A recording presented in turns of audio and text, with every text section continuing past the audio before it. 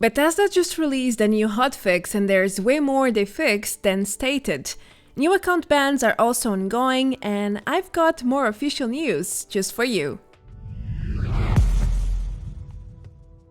Hello everyone! Welcome back to another Fallout 76 video. I have some really great news for you today regarding fixed exploits and even hacks. Who would tell, huh? There's also a fair amount of updates from Bethesda's part, but not about the public test servers, sadly.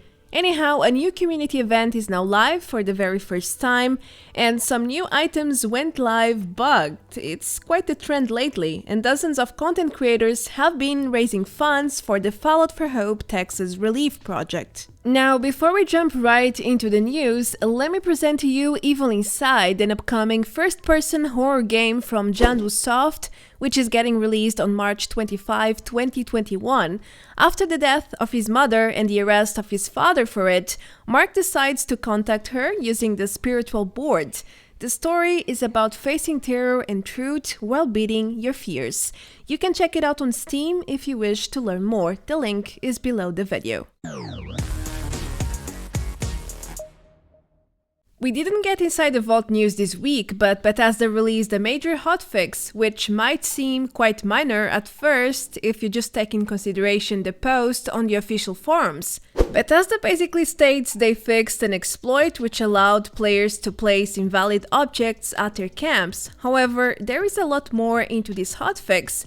Now, before I start explaining what Bethesda did in great detail, I want to say that the information here might not be 100% accurate, because my knowledge about cheating and hacking is not top-notch, for the simple fact that I don't do it myself, so it's difficult to be precise due to the lack of public information around. Anyway, according to my sources, Bethesda did not just fix this exploit about invalid objects, which allowed players to spawn junk bulks, mostly, and even access certain atomic shop items, all for free with this glitch. After this hotfix though, such invalid objects and the respective blueprints have been deleted.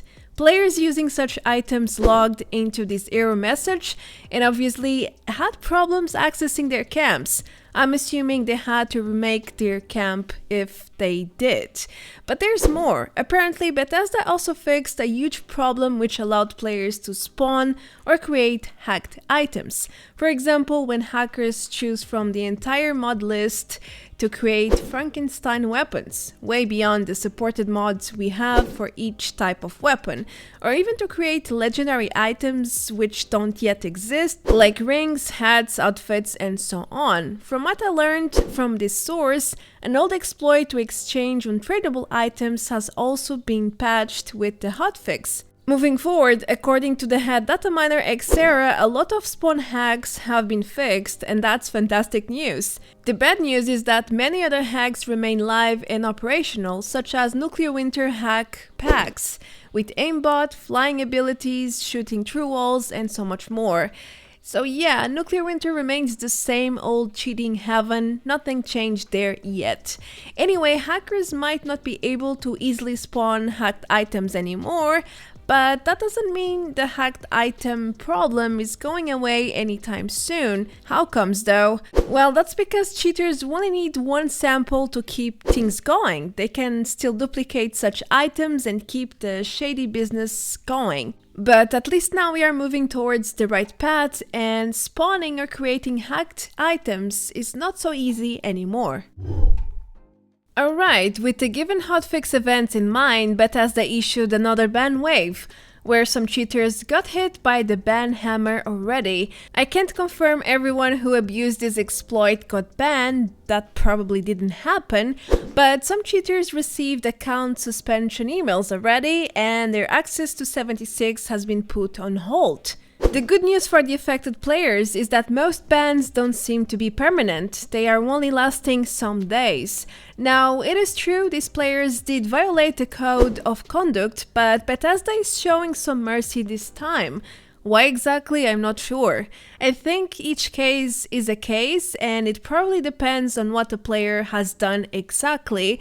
I think spawning junk bulks is not exactly or as serious as spawning hacked weapons, for example, if you know what I mean. But who knows what are their criteria, if they even have one, when it comes to banning people. Anyhow, one thing is for sure, new account suspensions are ongoing. Let's move on to some official news now. As you surely realized by now, there was no Inside the Vault article again 2 weeks in a row.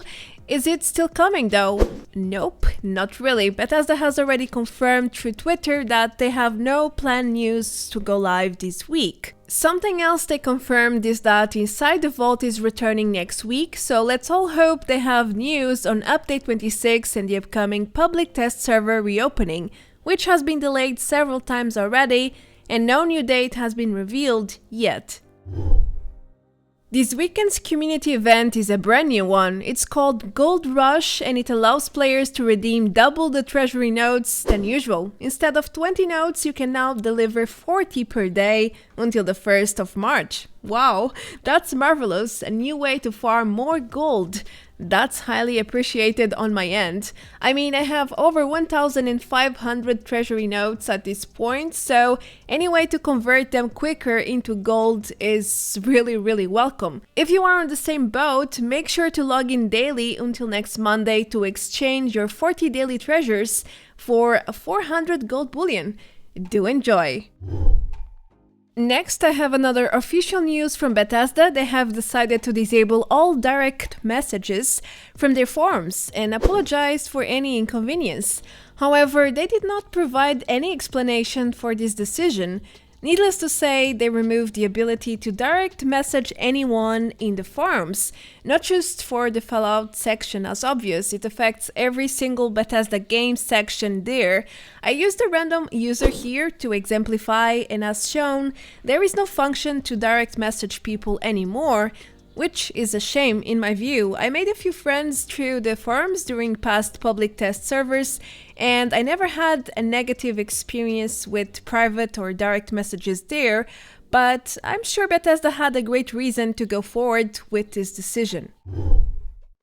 Alright, during my latest stream, some of you guys asked me why is the Fasnacht Winter Mask untradeable, and to be honest with you, nobody knows. It's the only untradeable mask from the collection, but that could end with the next event edition. A player suggestion requested Bethesda to turn the Fasnacht Winter Mask reward into a plan instead, so we can craft it and use with different types of power armor. The mask would remain untradeable as it is now, but at least you would be able to use it in a wiser way if you manage to loot the plan and then craft it to use together with different power armor types. A community manager took interest in this suggestion and sent the feedback for discussion. I think this change would be amazing, especially because the T45 power armor set is one of the weakest in game, with a few bugs on the waiting list for a fix. It's definitely not endgame gear, so having a rare untradeable mask just for this power armor type is quite senseless, in my opinion. Okay, now I have an update about the new rare masks. In my previous news video, I talked about how dozens of players have been trading their new Fasnacht rare masks for legacy items, especially legacy weapons. But that's already changing. Well, in the first days of Fasnacht, these masks were like a true rarity, so I do understand why would some people trade their legacy weapons for one of these new masks, but after one full week of Fasnacht farming, their value decreased substantially already. I really don't think they are worth trading for a legacy anymore, but hey, that's just my humble opinion here. Still, some players have been trying to trade the new rare masks for legacies, but that's slowly changing. Today, for example, I saw many posts requesting to trade such masks for flux or endgame legendaries, such as bloodied explosive weapons. If you want to trade your new masks for something more valuable to you, I highly advise you to rush and try to complete your trades as soon as possible. their value is only going to decrease over time as soon as cheaters start to mass duplicate them, so better hurry up. The Fallout for Her project has been raising funds for the Texas Relief Initiative. I joined the cause this past Wednesday. I went live for quite some hours, and with your help, we managed to raise over $300. I'm very satisfied. Dozens of content creators have already supported the cause, and at the time that I'm recording this video, over $12,000 were raised for the cause. This project aims to help the victims of the recent snowstorm, which left millions of people in Texas with no power, water, or heating system during days. Some even lost their homes. If you haven't supported the cause yet and you would like to, feel free to check the link below the video. It's the main one where you can see all the details inclusive. Moving on, the latest Atomic Shop update brought some unique new items like the new H.A.R.E Power Armor skin. I personally don't like the way it looks, and for 1,400 atoms, I would never buy it, but that's just me. Regardless of my opinion though, you shouldn't buy this item right now, even if you absolutely love it, and it has nothing to do with looks or opinions. This skin is utterly broken, sadly. First of all, the Power Armor standard armor is not being applied. It seems like Bethesda forgot to add that line of code. As a result, you are way less tanky inside of Power Armor with the skin, and it feels like you are just wearing normal armor instead. Secondly, some players stated that the jetpack mod doesn't show for them. Now, there is hope Bethesda will fix both issues fast, but there are no guarantees. So you should definitely think twice before acquiring this paint. Now, Bethesda also added a new type of door this week, a cloth one, but only in name. Thanks to MadDocRod for telling me about this one. This door looks fine, it's also opening and closing fine, but the attached sound is just plain wrong. Instead of cloth, it sounds like a hard material, like metal, which makes me think this might be a practical joke. I mean, it doesn't even bounce like cloth, you can't walk through it either. I've never seen a cloth door working as a body barrier, so maybe it's really some sort of plastic or metal door in disguise. It may look like cloth, but it doesn't sound or behave like it, so yeah, I'm not sure what to think about this one. What do you guys think?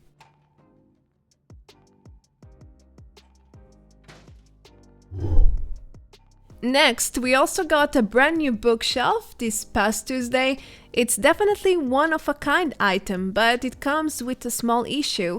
Anyway, if you acquire this item, you can find it under stash, then head to the normal stash box and move to the right until you find the bookshelf. It's a little bit hidden, that's why I'm telling you.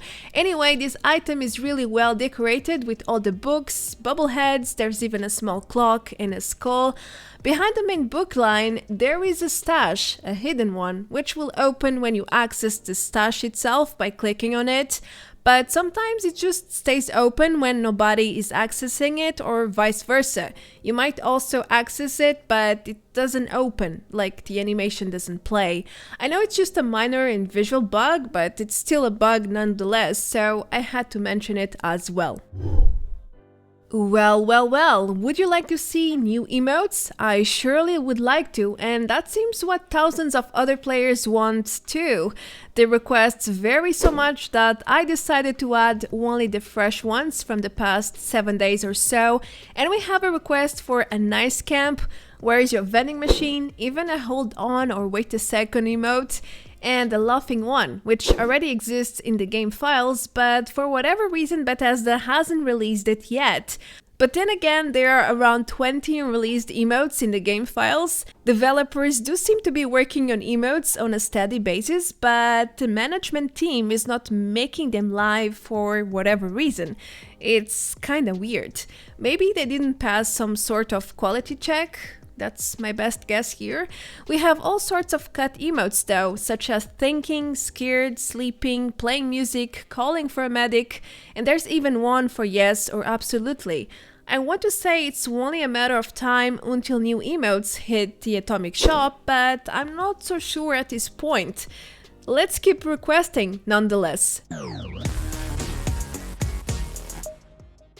To finish this news, I have another strange random bug. This time I found these fruit trees under the map close to the Sutton station. Maybe you have seen it already. You can basically only see the very top of the tree. The roots and trunk are planted inside the map though. I guess a developer did a noopsie here, or I wouldn't really know. Well, at least you can still harvest the fruits, so that's a plus. Anyway, that's it for this one. I hope I could keep you up to date with everything Fallout 76. If you would like to share any bugs or news with me, feel free to get in touch. Twitter or Discord are the best ways to get in touch with me. The links are right below the video. Now, a huge thanks to all my lovely supporters. You guys rock. And as usual, don't forget to leave a like and subscribe if you haven't yet. That helps a lot, by the way. I hope you are having a nice one. I will see you in the next video. Until then, take care. Adios. Bye bye.